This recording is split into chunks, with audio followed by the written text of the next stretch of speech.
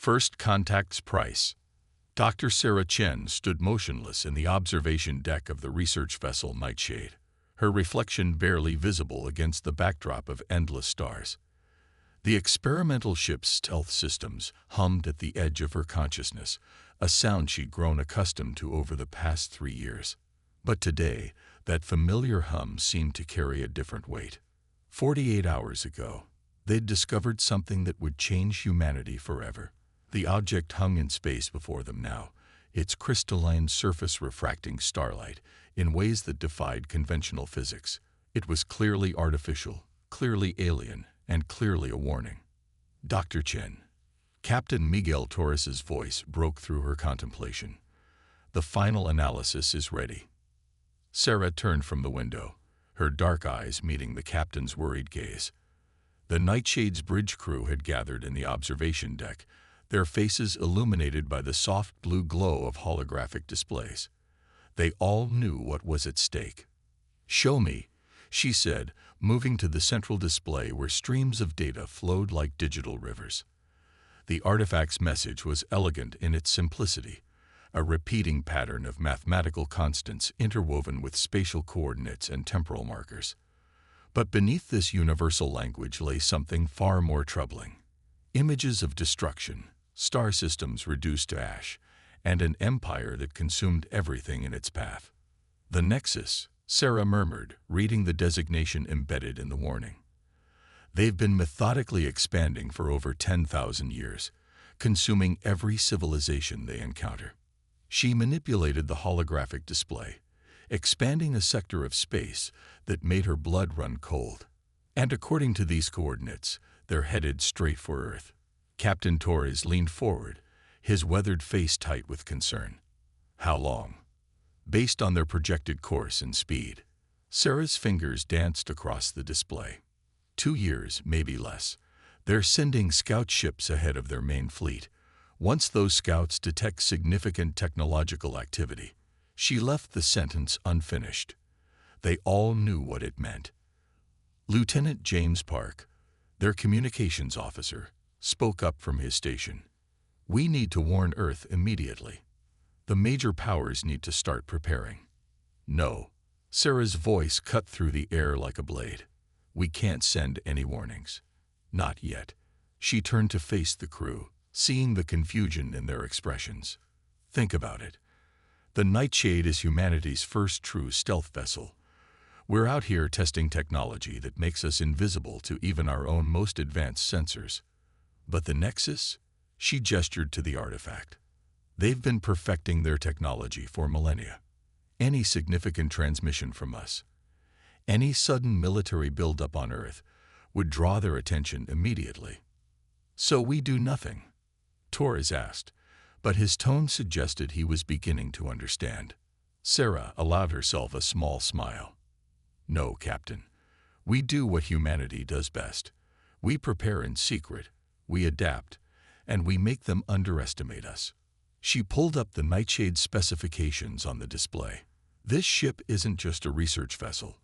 The quantum phase drive, the negative energy cloak. We built this technology for exploration, but it can be repurposed." Understanding dawned on Lieutenant Park's face. "We make them think we're primitive." "Exactly." Sarah began typing rapidly, preparing a heavily encrypted burst transmission. "We warn Earth, but through channels so subtle the Nexus will never detect them. We let their scouts see exactly what we want them to see. A young species still struggling with basic spaceflight. Meanwhile," she paused, looking each crew member in the eye, "we build the most powerful stealth fleet in human history." Captain Torres straightened, years of military training evident in his posture. "A shadow war before the war even begins. The Nexus expects every species to follow the same technological progression they did." Sarah continued, "But humanity, we've always done things differently. While they were perfecting energy weapons, we were mastering kinetics. While they were building bigger ships, we were making ours invisible. They'll be looking for signs of advanced energy signatures, quantum communications, the standard markers of a developing civilization. They won't be looking for what we're about to become." The crew fell silent, the weight of their discovery and the enormity of their task settling over them. Through the observation window, the alien artifact continued its silent warning, unaware that its message had sparked not fear, but the beginning of humanity's greatest deception. "Lieutenant Park," Torres finally said, "prepare the encrypted burst transmission. Dr. Chen, I want a complete analysis of their technological capabilities based on this artifact. We need to know exactly what they'll be looking for so we can hide it." He paused, a grim smile crossing his face. "It's time to show the galaxy that humanity's greatest strength isn't our technology. It's our ability to adapt." As the crew dispersed to their stations, Sarah remained at the central display, her mind already racing with possibilities. The Nexus was coming, bringing with them the combined might of thousands of conquered civilizations. They expected to find another easy target, another primitive species to absorb into their empire. Instead, they would find humanity's empty cradle, a solar system seemingly inhabited by a species barely capable of reaching their own moon.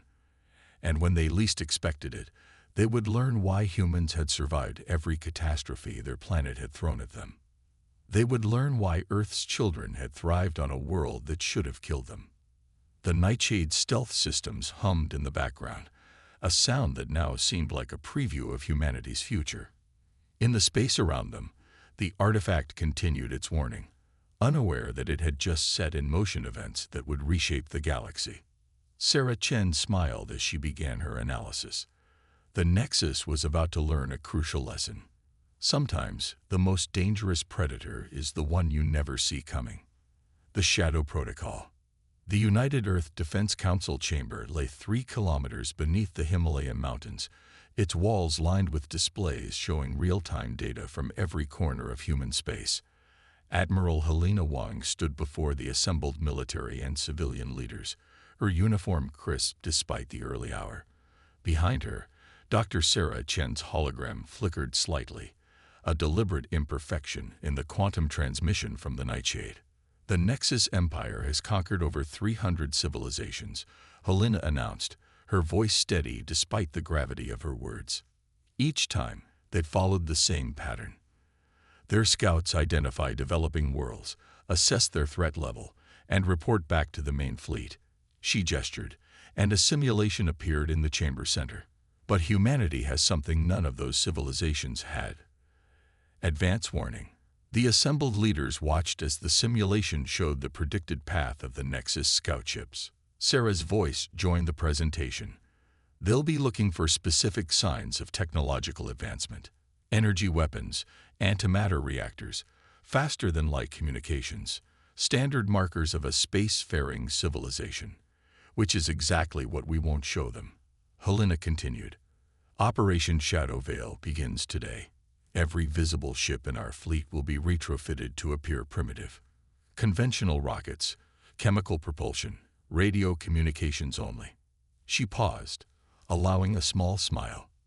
"Meanwhile, we build our real fleet in the dark." Defense Minister Caftry leaned forward. "You're suggesting we deliberately appear weak. The political fallout will be managed," Helena cut in, "because the alternative is extinction." She brought up new images, designs that made several council members sit straighter in their chairs. "This is the Shroud Fleet. Vessels equipped with quantum phase drives, negative energy cloaks, and weapons that look primitive but harbor devastating potential."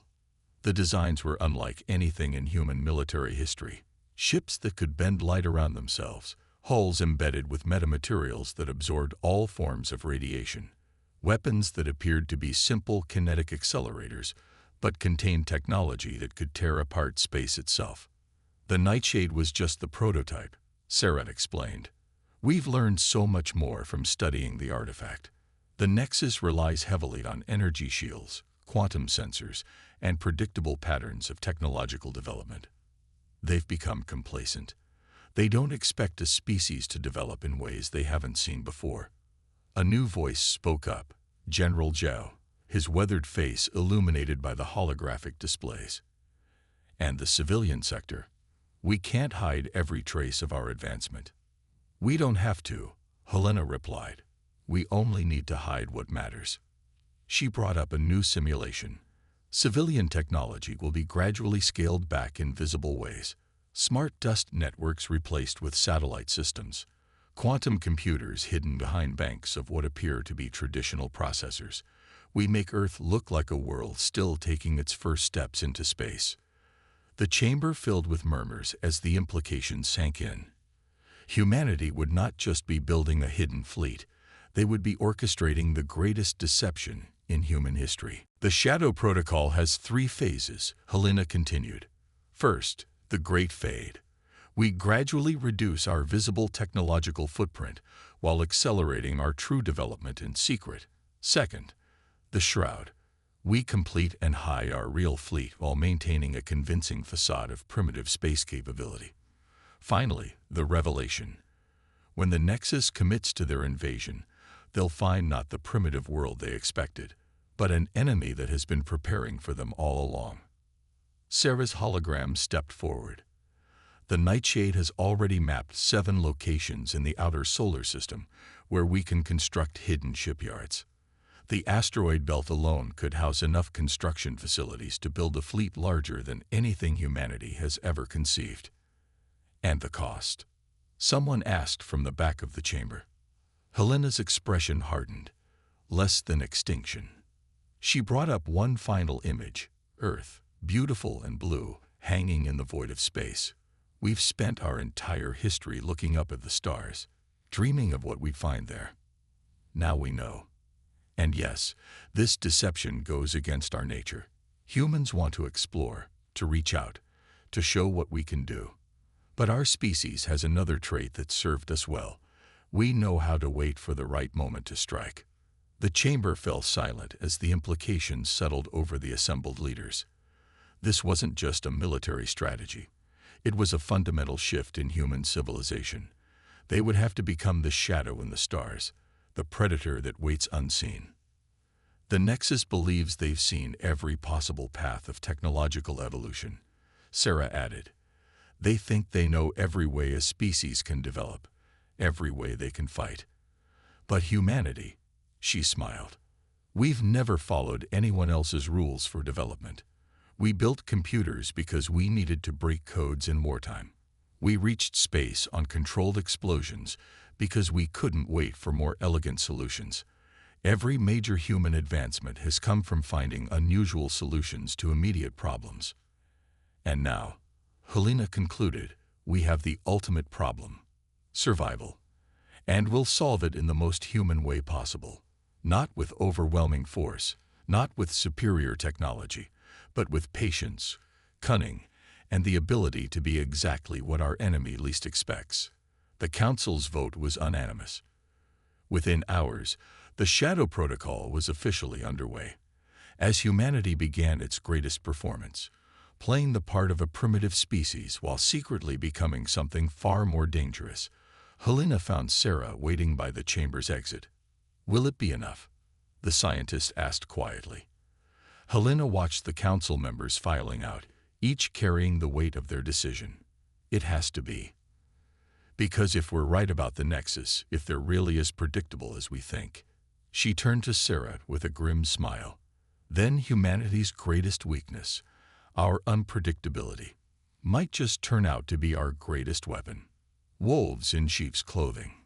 The Nexus scout ship Eternal Vigilance emerged from faster-than-light travel at the edge of the Sol system, its crystalline hull refracting the distant sunlight. Commander Voss stood on his command deck, multiple eyes scanning the sensor readouts with practiced efficiency.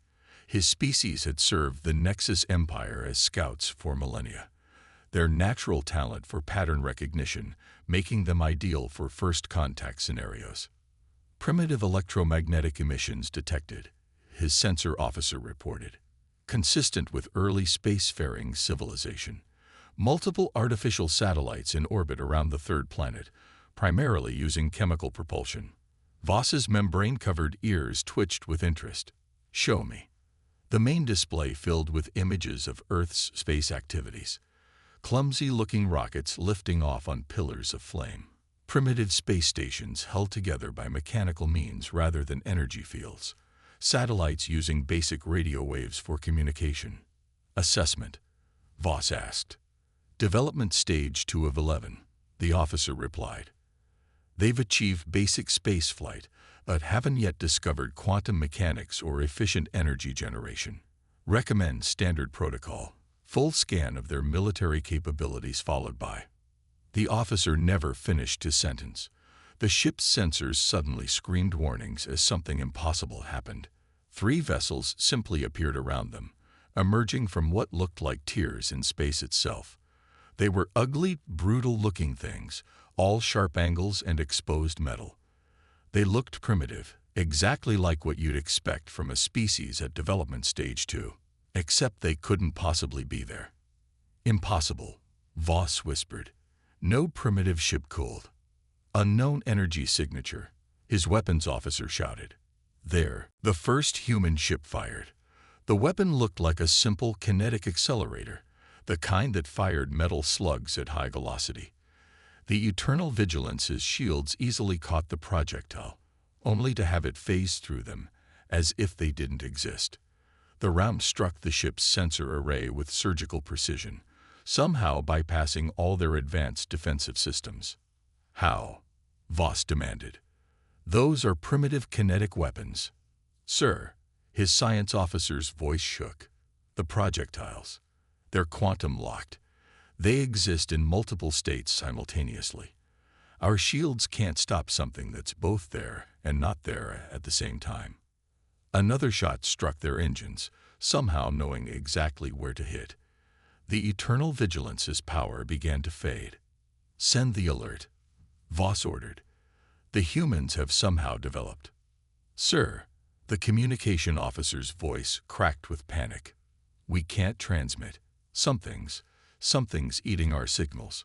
Outside the ship, space itself seemed to ripple.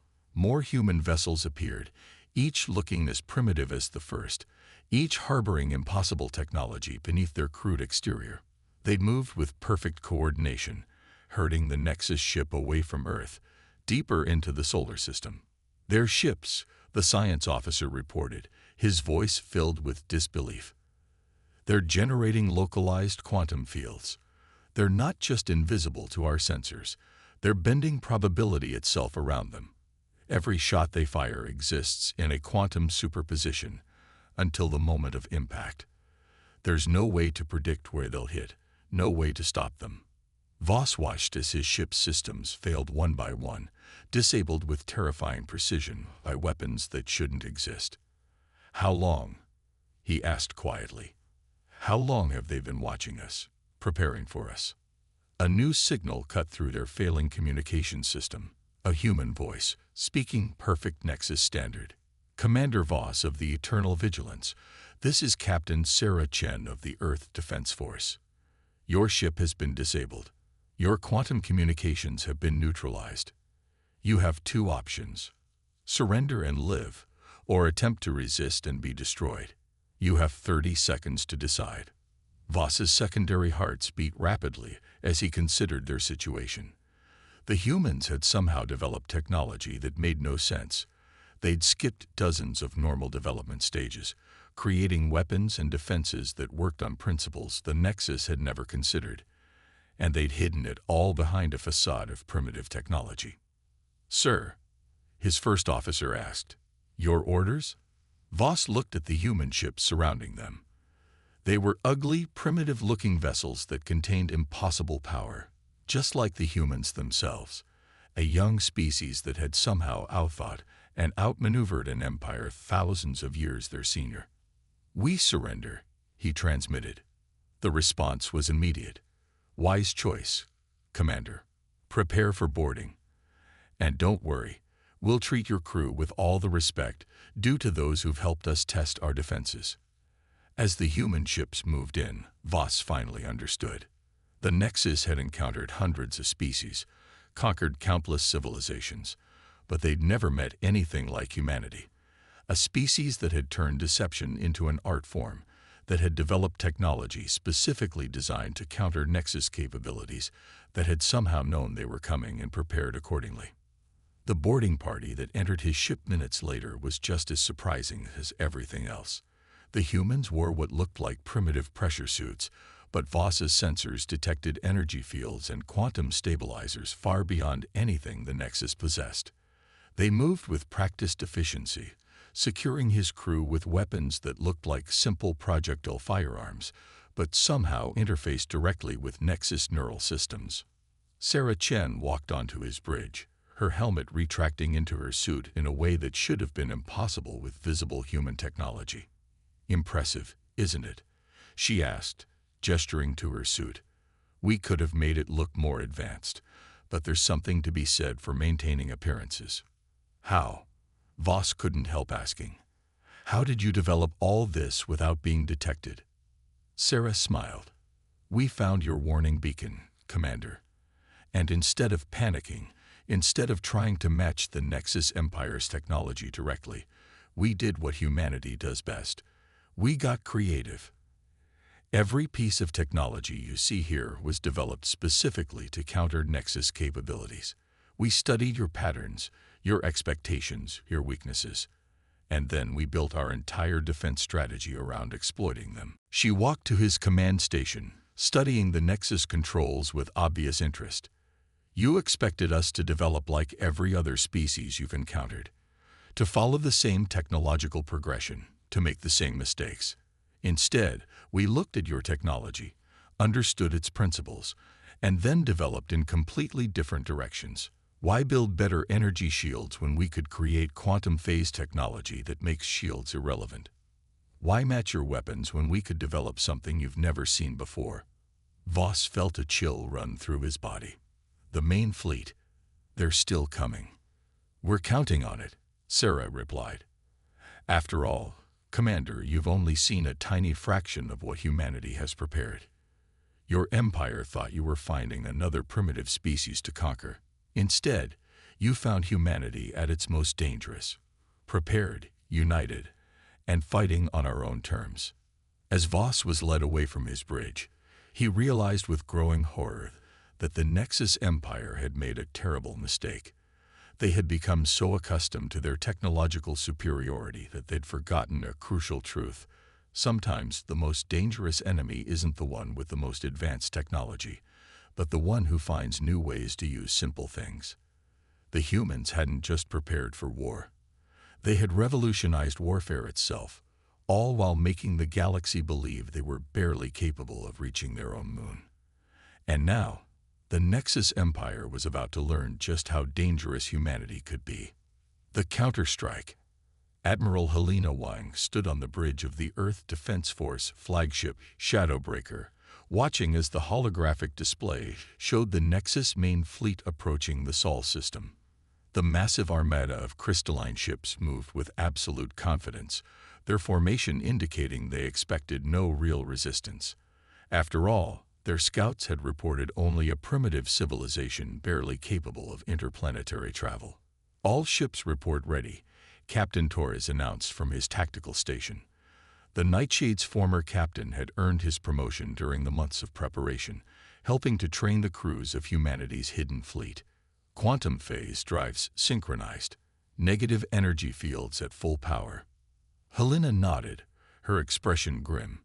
"And our guests?"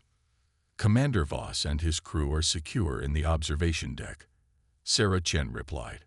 She had insisted on being present for this operation, her understanding of Nexus technology proving invaluable. "They'll have an excellent view of their empire's humiliation."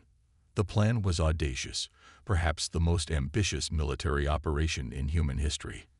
But then, humanity had always excelled at doing the impossible when backed into a corner. "Signal the fleet," Helena ordered. "Execute Operation Checkmate." Across the solar system, humanity's true power revealed itself. Ships emerged from quantum shadows, their primitive-looking hulls concealing technology that had been specifically engineered to counter Nexus capabilities. They appeared in perfect formation, surrounding the incoming Nexus fleet in a three-dimensional web of precisely calculated positions. On the Nexus flagship, Supreme Commander Xerxes watched in disbelief as his sensors reported the impossible. Where there had been empty space moments before, now there were ships. Hundreds of them. Thousands. Their design was crude, almost insulting in its simplicity, but their movements spoke of capabilities that shouldn't exist in a Stage 2 civilization. Impossible, he breathed. Our scouts reported. Your scouts reported exactly what we wanted them to see. Helena's voice cut through all Nexus communication channels. Consider this a lesson in the danger of underestimating humanity. The human fleet moved as one, their formation shifting in ways that defied conventional space combat doctrine. Instead of maintaining distance for energy weapon exchanges, they closed in rapidly, their apparent primitive design masking their true nature until the last possible moment.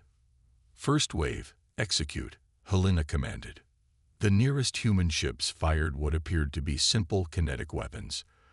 The Nexus fleet raised their energy shields, expecting to easily deflect such primitive attacks. Instead, the projectiles split into quantum-entangled fragments just before impact, each piece existing in multiple states simultaneously. The Nexus shields, designed to stop matter in a single quantum state, might as well have been tissue paper. Second wave, your turn. Helena's voice remained steady as chaos erupted across the battlefield. New ships appeared, emerging from what looked like tears in the fabric of space itself. They carried weapons that looked like crude missile launchers, but fired warheads containing miniature quantum singularities. The singularities didn't destroy the Nexus ships. They did something far worse. They temporarily altered the laws of physics in localized areas, rendering the Nexus's advanced technology temporarily useless. This is impossible. Xerxes shouted across the command channel. Your species couldn't have developed this technology so quickly. We didn't develop it quickly, Sarah replied, her voice carrying a hint of satisfaction. We've been preparing for this moment ever since we found your warning beacon. Every piece of technology you see here was designed specifically to counter Nexus capabilities. We studied your patterns, your weaknesses, your assumptions, and then we built an entire fleet around exploiting them. The battle, if it could even be called that, continued to unfold across the solar system. Human ships phased through Nexus energy barriers as if they didn't exist, their quantum-locked weapons striking with surgical precision. The crude-looking vessels moved with impossible grace, using localized space-time distortions to appear in multiple places simultaneously.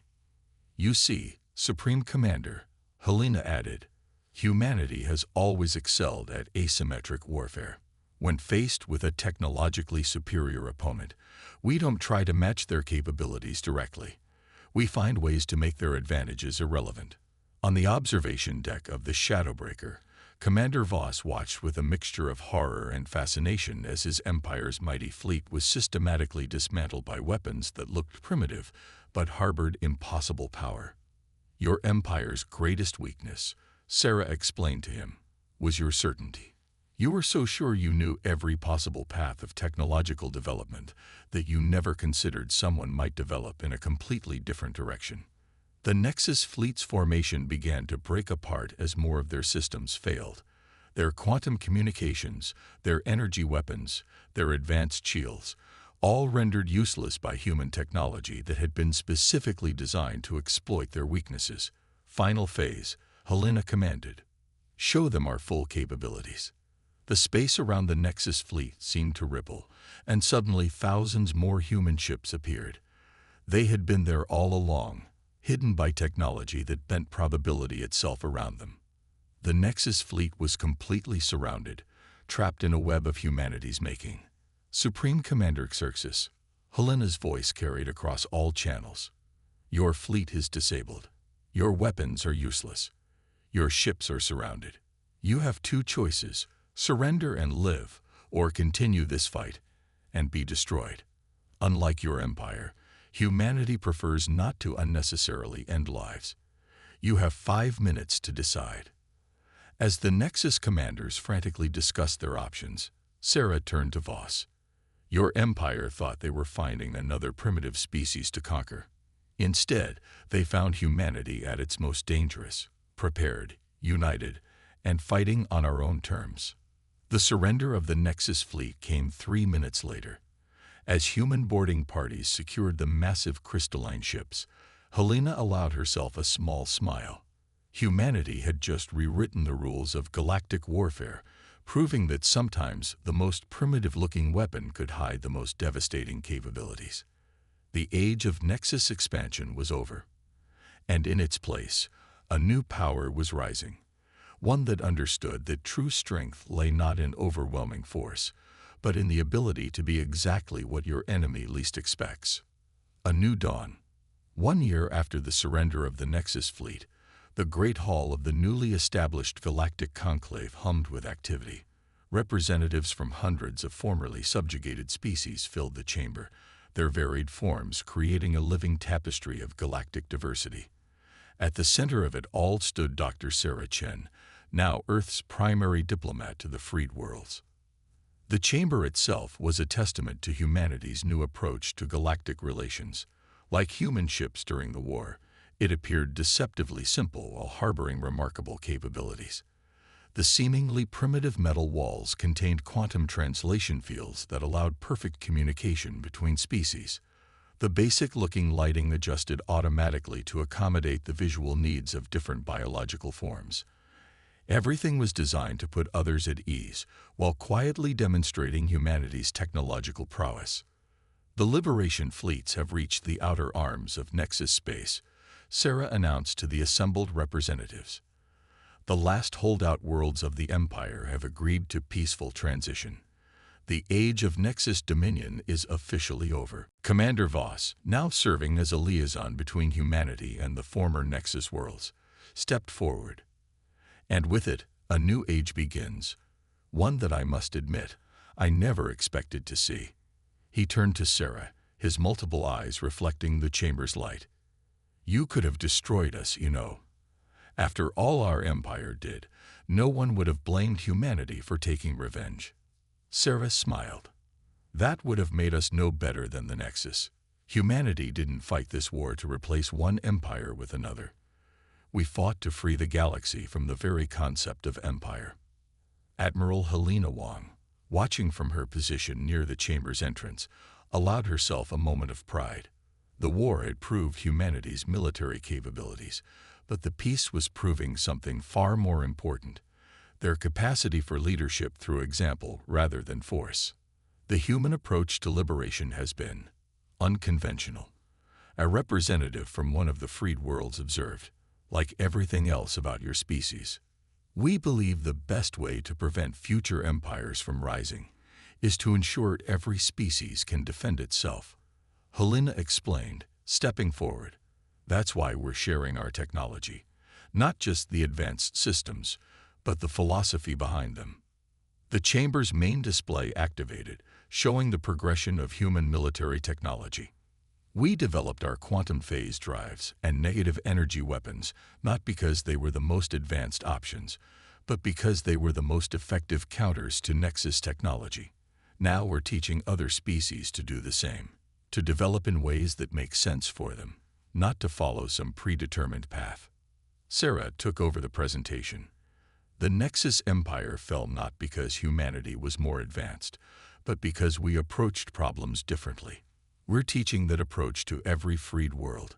Some are developing biological technology that surpasses anything humanity has created. Others are exploring psychic capabilities we can barely understand. Each species is finding its own path, its own strengths. And that's what truly terrifies the remaining Nexus loyalists, Voss added. Not humanity's weapons, but the idea that every species can become powerful in its own unique way. The display shifted to show the new defensive network being established throughout former Nexus space stations that looked primitive but contained powerful quantum sensors, defense platforms that appeared to be simple weapon emplacements but could reconfigure spacetime itself. Each installation was being adapted and improved by local species, creating a defensive web that no single power could overcome. The future we're building, Sarah continued, is one where no empire can rise because no single approach to technology or warfare can dominate. Humanity's greatest contribution to galactic peace isn't our weapons or our ships. It's our perspective on progress itself. A soft chime indicated the arrival of new data. Helena reviewed it on her neural interface, her expression softening. The last Nexus stronghold has just surrendered. Their leaders are requesting admission to the Conclave, not as conquerors, but as equals. The chamber erupted in discussion, countless species debating this unexpected development. Sarah raised her hand for silence. Of course, we'll accept them. The whole point of this new order is that every species has something to contribute. Even the Nexus, with their rigid thinking and advanced technology, has valuable lessons to teach. And what of humanity? Voss asked. Now that the war is over, will you reveal all your capabilities? Show the galaxy your true level of advancement. Sarah exchanged glances with Helena, both women sharing small smiles. That would rather miss the point, wouldn't it? Humanity's strength has never been in showing off our power, but in knowing when and how to use it. We'll continue to appear exactly as advanced as we need to be for any given situation. In other words, Helena added, we'll continue to be human, sometimes appearing primitive, sometimes revealing remarkable capabilities, but always adapting, always ready to approach problems from unexpected angles. As the conclave session continued, Sarah found herself reflecting on the journey that had brought them here. It had begun with a warning beacon and humanity's decision to face a superior force, not by matching their power, but by changing the rules of engagement entirely. Now that same philosophy was reshaping the galaxy. The massive viewing window behind the chamber's podium showed Earth in the distance, a beautiful blue marble hanging in space. Around it, ships of countless designs moved in complex patterns, some visible, some hidden, some operating on principles humanity was only beginning to understand. Each represented a species finding its own path to the stars, its own way of surviving in a dangerous galaxy. A year ago, we fought to survive. Sarah addressed the chamber one final time. Now we fight for something far more important, the right of every species to develop in its own way, to find its own strength, to contribute its own unique perspective to galactic civilization. That is humanity's legacy to the stars. As the chamber erupted in approval, Helena moved to stand beside her friend. Not bad for a species that pretended to be primitive, she whispered. Sarah watched as representatives from hundreds of worlds mingled, shared ideas, planned futures together. Who says we were pretending? Humanity is primitive in many ways. We're young, we're reckless, we make mistakes. But we learn from those mistakes. We adapt. We find new ways forward. Maybe that's not primitive at all. Maybe that's the most advanced thing we could possibly be. The future stretched out before them, full of possibilities no one could predict. And perhaps that was humanity's greatest gift to the galaxy, not their technology or their tactics, but their fundamental belief that the best path forward was the one you made for yourself, no matter what anyone else thought was possible.